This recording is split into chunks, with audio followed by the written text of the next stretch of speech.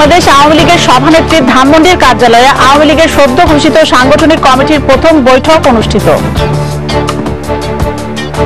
চাকুরি স্থায়ীকরণ ও হঠাৎ ছাঁটাইকৃতদের চাকুরিতে পুনর্বহালের দাবিতে কুষ্টিয়া পল্লী বিদ্যুৎ সমিতির মিটার রিডার ও মেসেঞ্জারদের অনির্দিষ্টকালের কর্মবিরতি শুরু।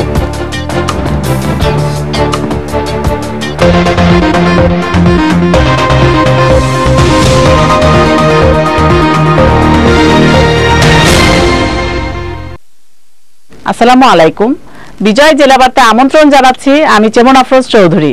শুনছিলেন শিরোনাম, এবার বিস্তারিত। চাকুরি স্থায়ীকরণ ও হঠাৎ ছাঁটাইকৃতদের চাকুরিতে পুনর্বহালের দাবিতে কুষ্টিয়া পল্লী বিদ্যুৎ সমিতির চুক্তিভিত্তিক মিটার রিডার ও মেসেঞ্জারদের অনির্দিষ্টকালের জন্য কর্মবিরতি এবং অবস্থান ধর্মঘট কর্মসূচি শুরু করেছে।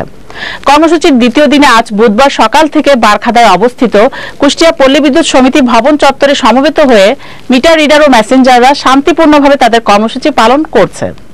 দাবি আদায় না হওয়া পর্যন্ত এই কর্মসূচি তারা চালিয়ে যাবেন বলে জানা যায়।